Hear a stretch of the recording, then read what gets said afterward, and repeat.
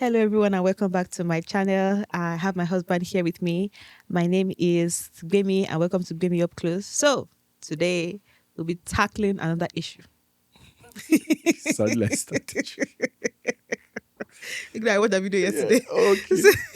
So, we'll be discussing laboring at home versus laboring in the hospital. Which is better? How did and I'm sharing my experience, to be honest, and our experience bringing our two children into the world. And yeah, let's start the discussion. So, if you have not watched the video when I talked about my pregnancy journey, my first and second pregnancy, I will leave the link somewhere. I'll link the video. And yeah, so let's start the discussion. So, to give it a kind of context, we have two children, a boy and a girl. The first pregnancy, or the first was I had my labor at home, and the second one I decided to labor in the hospital for a reason that we are going to get to. Yeah, so let's talk about the first one. So the first pregnancy, or the first labor. Let me start with just the experience, and then we'll now get into the technicalities. So I labored at home. I started, I think, I don't remember the exact. Okay, yeah, I started my labor. I think it was Friday night. It was Friday night, huh? Mm-hmm. Yeah, so it was like around like 11 p.m. on Friday. The first one, yeah. Yes, like 11 p.m. on Friday. And so what happened was that I had a bloody show. Like if you're pregnant or I've attended a birth class, you know what that means. So I had a bloody show. That was how I knew that my labor was starting. And then I started having contractions. I think the contractions were initially, I wasn't timing them, to be honest, but I was just like, okay, I know they'll tell you that, okay, to feel like period pain, but I never had period pain. So what I felt like it was starting, my labor was starting, and they'll tell you that once is your first child, it usually takes long for the baby to get there. Sometimes it can take like a day, 2 days. Like it's not indicative that the baby is going to come anytime soon. So when my contraction started, I was like, okay. I felt something. I was like, I'm not too sure whether it was starting, whether it's labor, but I just wanted to get prepared. So I woke my husband up that time. I was like, okay, just get the car fueled and let's just keep waiting. Then I texted my doula and I was like, okay, I had a bloody show, but I'm not too sure if like for her to come. I'm just like, okay, bloody show happened after they're having contractions, but they are not unbearable. That's so she was like, oh, should she come? Because she stays in the next city, Omaha. And we're in Lincoln, which is like an hour drive. So she was like, should she start coming? I was like, probably not. That I'll let her know when she can be on her way. So I think a couple of hours later, maybe it was around like 2 a.m. Sorry, the result of the and baby is crying. So she's trying to make her voice known. So anyway, around like 2 a.m. and then I texted her that, okay, the contractions, I feel like they're getting stronger, then she can be on her way. So she came, I think she got here around like 3. Yeah, so at that time 3 a.m. 3 a.m. Yes.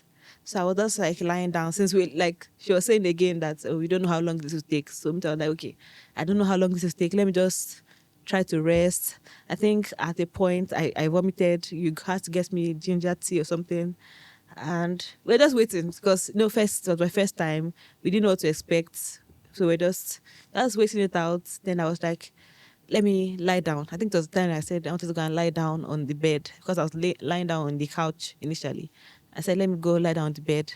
And then I was like, okay, I felt the rectal pressure. So usually because of where the baby is positioned, once you start feeling rectal pressure, it's almost time for the baby to be here. So once I started feeling rectal pressure, and then I told my husband to help me tell the doula that I felt like I was going to poop. So then she came and she was like, okay, like I should try to push. And I felt like the way I was pushing, I felt like that was the baby, not poop. So then we're like, okay, let us get to the hospital. So we got to the hospital within God knows how many minutes. We shall got there. And once we got there, they checked my cervix, and I was already at 10 centimeters. And my doctor, they had to call my OB, and he got there. God knows, I don't know how many minutes, because obviously I was not in that headspace. I just saw that he was there, And I think it took me a different room, Abby. And then I think that was when I think a few minutes later the baby came. So that was what happened. That was my first labor. Now the second one is where things got a little longer, and that was because I wanted to do a water birth. So when I was talking with my provider for the second pregnancy, I was telling them that I wanted to do a water birth. And because of how fast the labor went the first time, they were like, okay, I should come in earlier. Like once I start labor, I should just come so that they can like get the water, the bathtub ready for the water birth to happen. So it was. Oh, and with the first one, I was 38 weeks pregnant, 6 days when the baby came. The second one, 38 weeks came, went, nothing. 39 weeks came and went. I was like, what's going on here? She was tired. I was tired. I was like, I was expecting her to come maybe sooner. Since they're saying that no, the whole like issue. Just watch the previous video. So we don't have to like keep repeating things. So 38 weeks, I was expecting her to follow her brother's footsteps. She did not follow. 39 weeks, no. Basically, and not with the situation of pregnancy. They're telling me from the hospital that if you keep going with pregnancy, the risk of stillbirth increases. And we still kept saying, like, no, I'm going to wait until the baby decides to come by herself. And then we're just like, okay, fine. So eventually, it was 40 weeks on dot that she started to. But even before that, before like 40 weeks, I was having what they call prodromal labor. So prodromal labor is when you think you're having, it's called like a false labor. So you have contractions. I think I will tell you that I'm having contractions. So you have contractions that are stronger than Braxton Hicks. So Braxton Hicks is just like practice contractions. Like I know how that one felt like. So, but I felt like this one was stronger. They call it prodromal. So I was having contractions that were intense, not too intense, but intense, stronger than Braxton, and kind of close together. But after a while, they will stop, and then maybe after a day or two, it start again. So I was having prodromal labor, and it was just sending my head in a spiral. Like, maybe you have it at a 70, you're like, oh, is this baby time? And then to stop. And then I wake up the following day, I was like, oh, what's all this now? 38 weeks again, it was happening. 39 weeks, I was already tired, and I was like, I was telling my husband one time that we should just go and get the baby out. I think how many was that when I fell down the stairs? 39. 39. Hey, I fell down the stairs at 39 weeks, and then the temptation was like, Abby, that would just trigger the the baby to come. She still did not come after falling down the stairs. So eventually she decided to appear. Like I went into like real labor at 40 weeks. I will not say what we did prior to going into labor. But anyway, I went into labor at 40 weeks on dot.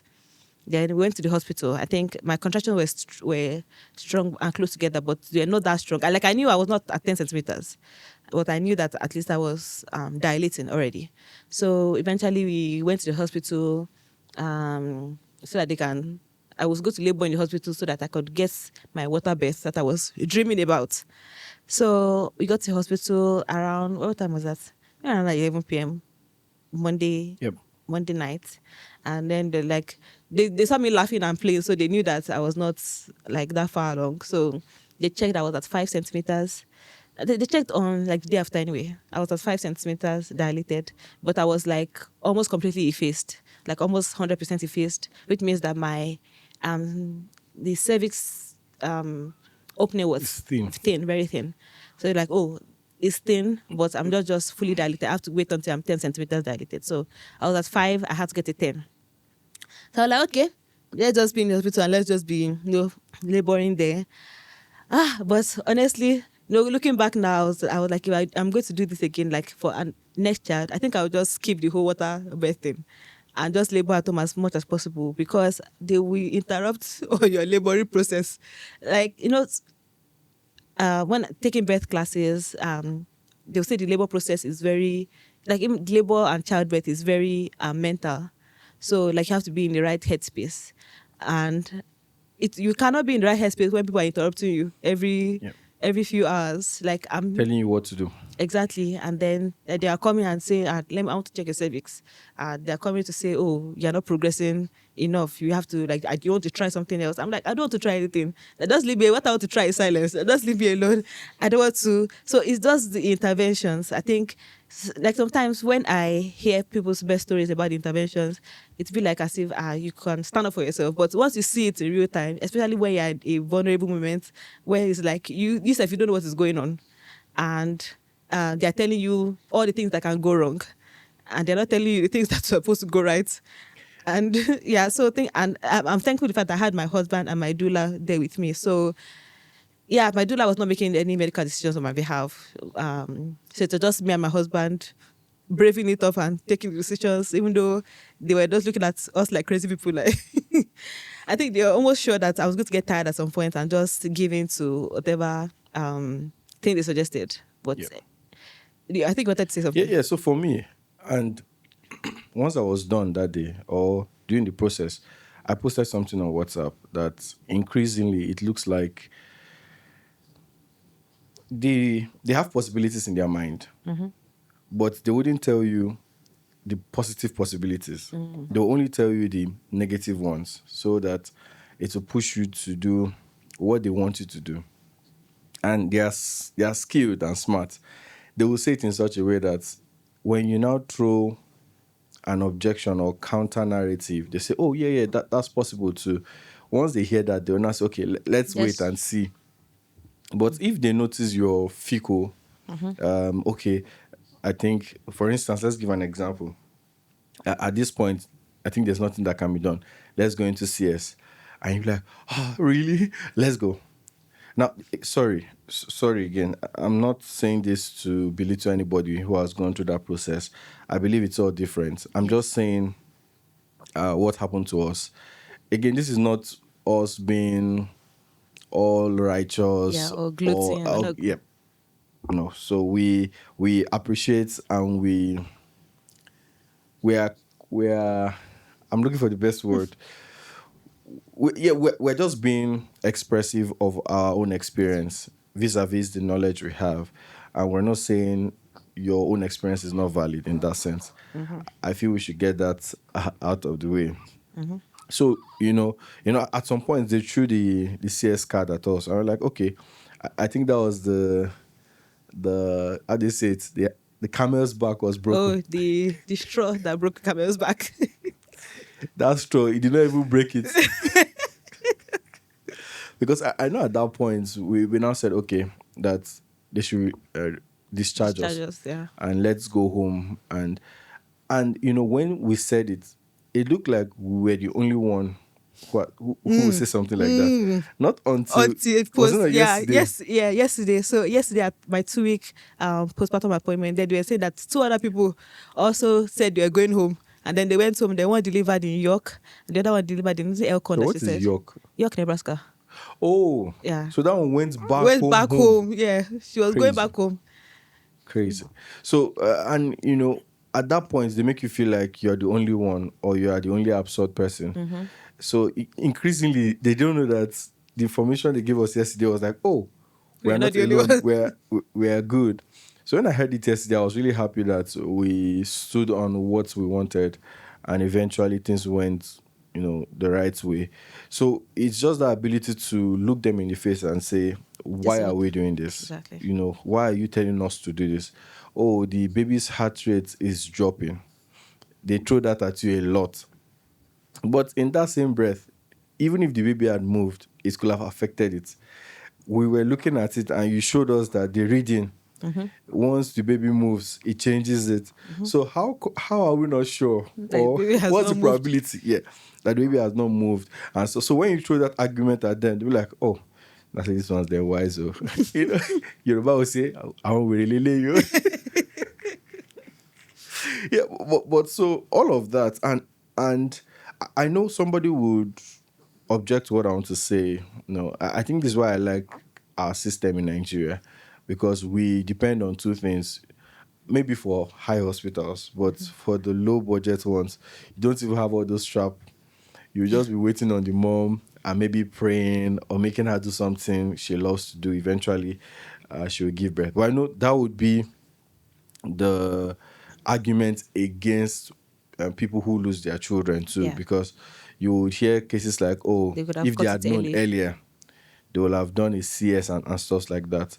But it was an experience, and from our point of view, I think we should even bring some mothers who had gone through this.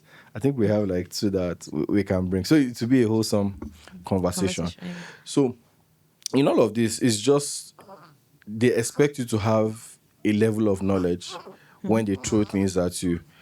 And just to put this out there, I'm not, let me say allegedly, because sometimes you sit back and say, for instance, a nurse that is pushing you to do something, is it just because she wants to have it during her own shift? Because it looks like, when she loses that patient, another one takes up the shift, and the next person, the next shift, might say things completely different. Yes. You notice the one that came in, she had different approach, was smiling. It looked as if you're on the right track. Yes. It didn't even look as if, you know. Like the which was the nurse that was in my shift when I eventually delivered. Like when she came, she was like, "Oh, you're doing well. Everything is going fine. You're So in my mind, progressing. I You're was like, progressing. You're progressing well." In fact, she even told me that at a point, like when everybody had left, so I was at a point I was alone in the room, and I just plugged my headset. I was playing song, and she heard me singing. She was like, "Oh, when she heard me singing, she decided to leave. Like she was supposed to come and do like routine check. I think they said they were going to come and check me by maybe 1 a.m. or 2 a.m.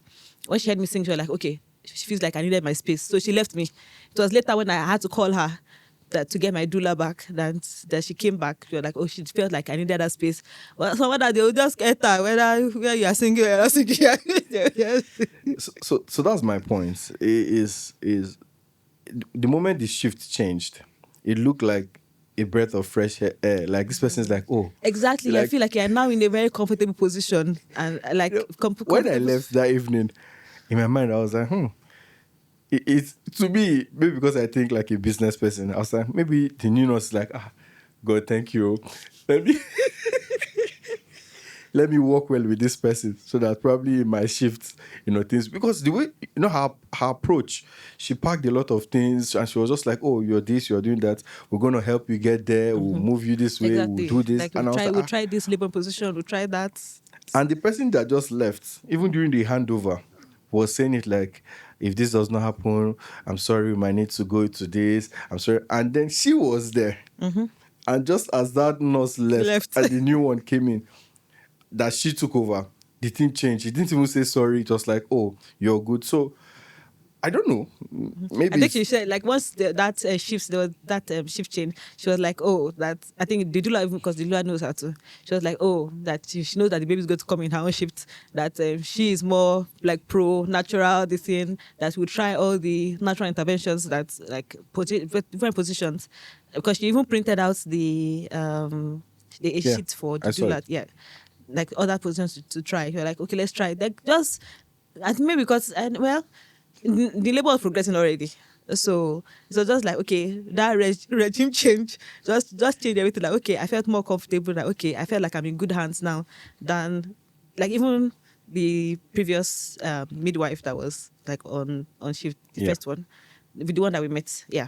So when she also changed to the new one, even though I at a point I kicked her out because I was like I wanted to sleep, and she did not allow me to sleep. But I think it was that nurse and also like the dealer being there, just saying that okay, I'm doing something right. Because sometimes we feel like is it just me? I know our sister. Our sister had the same experience, Yeah. and she was saying that thank God for that nurse, thank God for that nurse. Yes. So it looks like, again, I know a 2-person sample size is too small, but it looks like there is this pressure towards the end of their shift to ensure that you do it. That Yeah. once there's a change of shift, because let's not lie, when she started her own shift with us too, it was all good, all rosy. Yeah, but It when was- it's going to the end, like in this house. just, I think after like 6 hours, she was now saying at 6 o'clock or at 2 o'clock or something that she will need to do this. We need to recommend this. Maybe you would have to think of CS. I'm like, Yeah, so the thing is that which I didn't even know until I think the experience, it was just an experience. Yep. Obviously that was my first time laboring in the hospital, second pregnancy. It's just like, okay, this is like Boshiriri. So this is how they used Is to this do how it. it is? It is how it is. So it was like like after checking me the first time, they're like, and then they came to check and they're like, I'm not making. I was like, why are you telling me at this time? I think they told me like maybe at 12 noon, I should have like made some progress. I was like, why are you timing me like that? What do you? Then by 2. At some point I told you, Abi, is it this bed? I wish you leave their bed for go home. So they said like 12 minutes they're coming back. I said, why you come back? They said that after they have to check every 6 hours, like if they're not progressing, like if they check you and you're 6 centimeters by let's say 12 noon, and they come and check you by 6 p.m. and you're still at 6 centimeters, that means the labor is not progressing. There's an arrest somewhere. I was like, is that how the body is timed? Like you cannot time the body like that now. So that's funny that that was the very first time. Like I've heard other things, like people's stories, but that was the first time I heard the 6 hour rule. Yeah. That you must have made some progress within 6 hours. I was like, eh. So you're putting me on clock.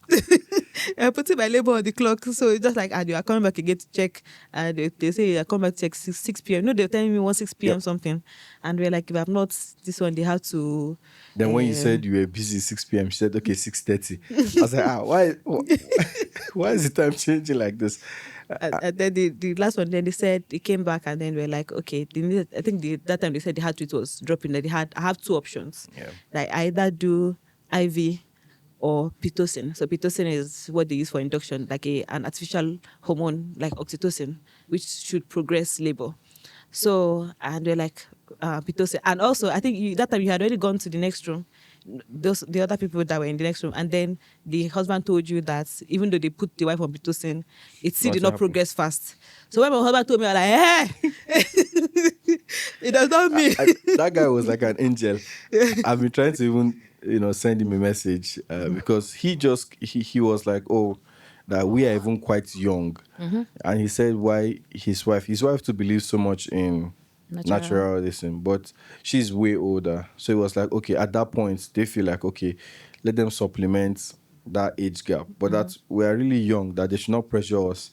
And so when I came back, I was like, morale is high because many times you, as much as we want to push that you're strong, sometimes you also need that voice of somebody saying, okay, you're on the right path. Because, I mean, if we had called people around us, and that's what if you call people around, they're like, you guys are crazy. Just do it now. Shebi it's medicine. So hearing that voice that said, okay, this go on, helped us so much. And I put up a post that day on WhatsApp that it's increasingly becoming a view of, is it just about money or gathering data? Like, why can't we just wait? Now, I know that there are cases where even the woman herself would say, let's go further. With such cases, please do. But when you see someone, you're already saying she'll be tired. How do you know she'll be tired? Like, why are you preempting her in that sense? And, it was a ride, actually. And for me, I was just praying. And my prayer really was not even for the baby. I just wanted that strength for you, because sometimes even me, I don't like, the back and forth. I just, okay, just have your way if it will help. But I saw that strength in you that, no, this one I want to do. Not and so it's really comforting to see that eventually, glory to God and the things you've learned, that things worked out well. But there's nothing you can tell me at this point. My sample size is small, but I still feel like there's an iota of a business-driven model that we're not being exposed to in the medical system. Yeah, and I'm still always grateful for the knowledge you're exposed to early, especially again. I'm talking again about that WhatsApp, not WhatsApp, Facebook group page that I joined, because like you see experiences and people, especially like those, like even home births, like people that just decide to birth at home, that like they don't have to go to the hospital, they just give birth in their houses, and you see just positivity, like just filling your mind with positivity, and that was a very good advice that someone gave me, like even with the first pregnancy, that just make sure whatever knowledge information you're getting to your head is positive. So like anybody that wants to say something went wrong, I don't want to hear. So it's just that positivity. I just wanted to I don't want to hear that things went fine. And that's reinforcement, especially when you came to tell me about the other person, like the Yeah. woman. I was like, okay, That gave me more ginger that even with the whole Pitocin, it might still not work the way they want it to work. And I was like, okay, let's just keep going. Let's keep going. So, and eventually I did not even do the water bath last, which was, it was annoying because so like that was why I came here. So because like towards the end of the labor, I think at that time I was at 8 centimeters. Like they said, which is an estimate. I just found as an So estimate. everything. So Sorry to comment. I didn't know that it's even dependent on the nurse. Like, I thought it was a device. I thought there it's not was. device, so it's So hand though. So if your hand is slim, it's small. Because the first one that checked me, and she said I was at 5 centimeters and I'm like 90% effaced. That means my cervix is very thin. The other one that came to check me, she said 80% effaced. I said you cannot unefface now. You cannot something that was thin before cannot just Be suddenly close. become thin, a bit thick. So it was just like okay, so it still depends. So as when I was at 8 centimeters, so that time I was like, oh, let me go inside the tub since it's water bed that was the agreement. So I was in the tub. I was like trying to like towards the end of my labor. I knew that it was coming because I already felt that pressure. And at that time I was already having the bloody show. Like I was like blood was coming out. So and I was telling the nurse that okay, like just adjust temperature for me. Like I was in the tub and everything. And they did I was hearing because they felt like maybe I'm in a different world, but Whoa. I heard everything that they were saying. Thank God it's English that we were all speaking. So you're like, so the midwife was not like, I cannot deliver, like she cannot get it because first initially my head was at that place. That was the way I was sitting. And like, that I just said that she cannot get into that position that I have to move to a different position so that you can, she cannot catch the baby with her left hand. She has to catch with her right hand. The other said everything that they were saying. It told me that I should move to a different place in the top. So I moved. Then she checked, she was like, I'm still like eight, but like maybe between 8 and 9 and like centimeters. I said, this 8 and 9 I talk about, I want to push. Like I already felt like I was going to push, like I want to push. So she was like, I should not push yet. So I didn't answer. But, I was pushing. sorry. Sorry again. Let me just tap your brain as a woman. So you must wait until you are fully dilated before you start to push. That's what they say. If you do that, is there going to be a consequence? Just Like if you wait let's say if you are 6 centimeters and you and you push. push. No, okay. So the thing is that what they would tell you, like in the hospital and everything, is that it's when you get to 10 centimeters that you can start pushing. But even at 10 centimeters, you have to wait until the baby has descended. So there's 10 centimeters is like dilation, and then there's I know for the the crown. station. So there's from -3 to +3. So if the baby is still at 0, that means the baby is still far up. So you have to wait until the baby has gotten to like maybe +2, +3. So at that time, you feel like when you're pushing is more effective. When you see people's experiences, some people tell you that they were maybe 8 centimeters, but later they were not. So later after everything, I asked the nurse that maybe I told you said I was 8 centimeters. How come the baby came soon after? They're like the transition period is usually very fast. That's I already got to 10. So anyway, Sha. So I like how they always have an answer. yeah. So but you see other people experiences that even though they're 10 centimeters, even though the baby is +3, they're still pushing for hours. Like you think that maybe at that time, like maybe just already on the way out. So then they will not tell you again that maybe the position of the baby. Baby is not in the right position. Anyway, they have answer to everything, just like you said. So, but that's their recommendation, like 10 centimeters +3 station, 100% effaced.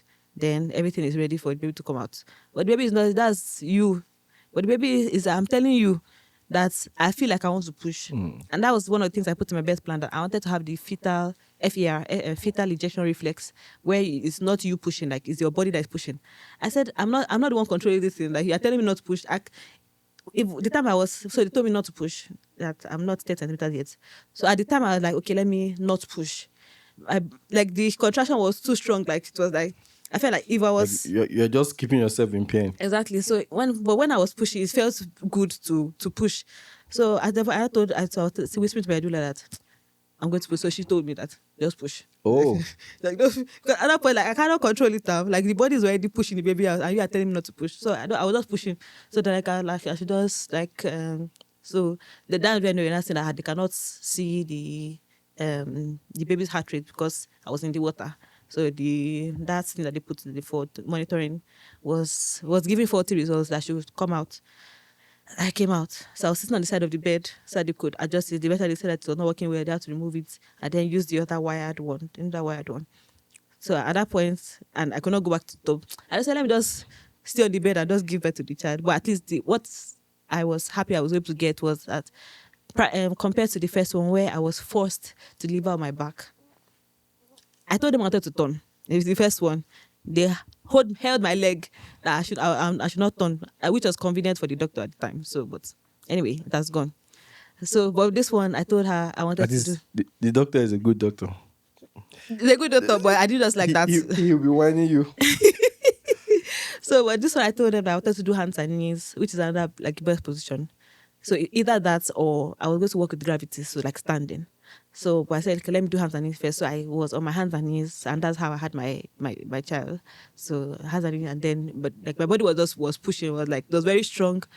The way the body was just contracting. So and I was waiting for each contraction. So it does not just push like that. It contracts times. and then gives you time to catch your breath, and then which Pitocin will not give you that time.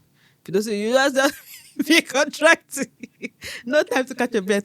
That's why people like when it gets long, people now get tired because there's no time to rest, and then you just say, okay, let's just do maybe epidural because of the strength of the contraction and there's no time to breathe, and then if that one does not Again, work, we are not against it.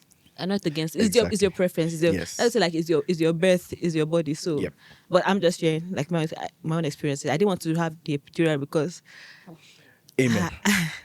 yeah. So, but anyway, so No I good controversial. yeah. So I was on my hands and knees, and that's how I pushed my baby out. So and obviously they caught the baby. So she came out. She came and a part of her head came out the first with one contraction, and they were like, oh, I should bear down and push. I'm like, say I'm not bearing. I'm waiting for another contraction so that baby can like come out. So the next contraction, her head came out completely, and then with the third contraction, the rest of her body came. So that was how I had my second one. Yeah, I think the experience was was an experience, and if I'm going to have another one, I will not want to labor in the hospital again. So because I felt like they delayed my labor because of all the coming to interrupt Discussions. me. Exactly, interrupt me. I'm trying to rest. They are saying no, go and find something to do to get your labor progressing. I'm like, but maybe I will rest a bit now. I want to eat. They are telling me I'm not supposed to be eating. So all those kinds of interruptions actually now delayed the labor. And then later, after I had the child, they're like, I would have had the child sooner if they had. I said, that's your business. But child is here. So that's the whole experience. Yeah. For me, one lesson I took also is that in a way, blaming women for some outcomes might not always be the case. Okay. Especially, I know there's this antique way, though I'm sure it's dying down from where we come from, where if someone would have a CS, it's like, I know that was an early, you say, it's either maybe the mom did not do some things and all of that.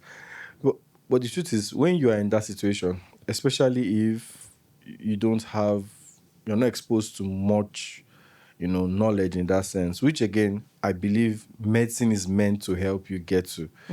But today, it's really not about that. They just want to push what they've studied, not allowing your body, go with its rhythm. So for me, after the experience, I really just sat back and said, I think maybe we have been blaming the wrong people. The women are just, you don't expect her as much. Yes, some of us want to do research and know, but an average person just wants to just give it to the child. Exactly. So why not try to explore natural options as much as you can, or explain more to people? You just immediately want to. You're throwing CS. The time they were telling me CS, so they're saying that at a point, so she was checking my tummy, and she was like, "Oh, the baby's head is not like directly pressing on the cervix. That's why I'm not dilating faster." So they're like, "Okay, if," and then they're timing me again. If after something else, the next thing is CS. I think that was the time I was like, "Okay." So they're like, I said, if this doesn't work, I'm going home to my house. Like, just discharge me. I'm going home. They're like, okay, they don't recommend me going home, but obviously they cannot Yeah. hold you down. So when they said that this resolve is too strong for them, they're like, okay, then they now say, okay, there are other ways to reposition. I was like, so you do not talk, why didn't you say that one before? That was my problem. And I actually told them, even with the aftermath, that why don't you always start us with, yeah, you can start us with your optimized way based on your research over time. Then we object, take us to the natural. After the natural, then, you can say, okay, but you wait until you tell us the optimized one, we object, and you're still telling us that's the only option. Then we say, okay, I'm done, let's go. Then you say, oh, sorry, there's another option. Why didn't you give us this option before? And that's why they're just strengthening my resolve. That I think, again, it's a business model for them. But again, probably if you see this and you're in the medical field, maybe you can come and explain. And again, we'd love to have you. We won't shout, we won't throw. We just want to have that conversation to see why do you guys do that. I'm saying you guys as doctors and practitioners, especially for those in the West here, you always would push a non-natural way and make it look like that's the only way until when people go against pushback. Yeah. So, and I think this experience actually has made me understand why, just like you said, why like lots of interventions happen, like especially when you see some other people's experiences and like, oh, they actually went in one thing natural way, but things went south, and obviously not everybody will have a strong mind, because at the point they say still bet to me, and I was like, whatever you people say, I'm going to. I was so like, does not look like even with all these quote unquote scare tactics that they were pushing, like I was just on face that I will have it the way I will have it. Obviously, thank God things went well, because if things had gone south, maybe they would have even sued me, because they would have like, we told her, she signed, I could better had to sign a, what do you call this thing, against medical advice, AMA. So it's just like, okay, we told her, she decided to go her own way, and then this was the outcome. But we are thankful to God that the outcome was positive. And that's why we can actually come and be telling you, we can record podcast. Now carry mic. Carry back all lights. Yes, I think that's it for this video. Yes. Again, just to tell the moms that, again, do your findings. I don't want it, because I have an issue too with when people speak like this, then open a group and tell you consultation fees. If you want to speak with us about it, we could find a way to find a time to have the discussion. But again, try to do your findings as much as you can. I don't know. But really, it got me emotional for women that might not have a lot going on, and then they tell you some of these things. Then and to them it's a win or lose. So when it's a win, it's like, oh, so this method is working. Again, that's a good thing for their data, for their research data, and you would not know. You, on the flip side, will now begin to thank God, Oyinbo, this is why they are better than Nigeria, this is why they are this is why they are that, blah, blah, blah, blah, blah, blah, blah, blah, blah. If it doesn't go well, you now say, God, no one. You will not want to fault the system, because you feel that the system is perfect, which is not so. So many times, we thank God again. I'm really humble saying this, but again, you can push back on some things if you're not convinced, and see how they'll respond. Yeah. So, and again, like we've said in the beginning, that this is not medical advice. That these are us sharing our experience. So, do you? You do you. So you not come and say, yes, this person that I watched online that said this, and then this is the outcome. So, but yeah, I would say I'm grateful again for the information I'm grateful for the information. I know. Okay. Yeah, I'm grateful for the information I had. I'm grateful for the community I joined. I'm grateful also for my husband and my doula giving me moral support, because sometimes it feels like some people that have to like go there alone. It's like, oh, you have tried. No, with the way they will bombard you with bad news, it will be like, okay, I feel like this is the only option. Like at the point, just like, okay, just do it and let's get over with. Let me just get out of this place, because this heart rate is low, the head is this. Leave this. They are not feeling the head. They say that maybe she has done it a different way. Then another thing, this is an unpopular opinion, is if possible, you can also restrict voices around you. Now, you cannot imagine. Now, I know this is weird, but imagine we had, let's just say, 4 or 5 more people in our circle there, and they're hearing these things. They will even come here and say that, sir, Josie, That's why there's some of our people yeah, that they will go into labor or they're in labor and then they are already telling people yeah, and say pray for me. Pray. I think I told you Dula before we even like when we had our this thing, like our meetings, prepared meetings. I was like, obviously I believe in power of prayer, but don't pray beside me. Pray outside. Because if you're telling me that's weird. For somebody that prays long. I said, because if you're telling me I'm praying for you, or like, oh, I'm like, it's not be as if, oh, are you thinking that something is going to go wrong? That's why you're praying. You say you're praying for me because usually that's what people, when they feel like things are not going the right way, that I'm telling you I'm praying for you. But it goes both ways. Some people want to hear it. So, but But I was like, but you just didn't want to hear it. I didn't want to hear because I know actually there was a reason. I'll tell you the reason. The Before reason we of even get to camera. that, she was saying some things like you're doing good. Or, I cannot remember. Yes. So I was looking at her. Good job. Yeah, good job. I was looking at her that look at me, the husband. I didn't say anything. Allow her, don't. But she felt it was a way to communicate. But me that I know you, I know you just want to be yourself. Yeah. Because I think there's one of us that like went to labor and then had to call somebody that she was in labor and then Casey came to hold her hand and start praying. Some people like it. Yep. But I think even when I went to labor, I don't want anybody to know. Like until you hear that okay, the baby is fine, mommy is fine. But like because that pressure, they're not calling you how far. I could not imagine really. Actually, one Benny, are you still there? Ọlọ́run ṣàánú ẹjọ́. So like I didn't want any. When I was driving back, one of those times I drove back home. So my mom called. And I was like, So I was like, that's this thing. So she was like, then better VG. I said, mommy, just do your VG. Don't call. Don't disturb. Now, again, I understand. It's from a place of love. Yeah, it is. But again, always look at the person in question. Is this what they want? If that's what they want, let them know. But some people just want to focus on the job at hand. And it's the same way we approach life generally. This one, let's celebrate every milestone. I pass comprehensive, celebrate. So there's still things in front. So let's just move on. Maybe we don't like to talk about the wins, but it's just like we just want to get things done as efficient as we can get it. Yeah. So like there's this conversation. Maybe this will probably be a different video. Like some people are talking about that, or who will be in the room when they are laboring. Like some people say, I don't want my mommy to be there. I don't want my mother-in-law to be there. I don't want I said, are you people? Are you people doing show?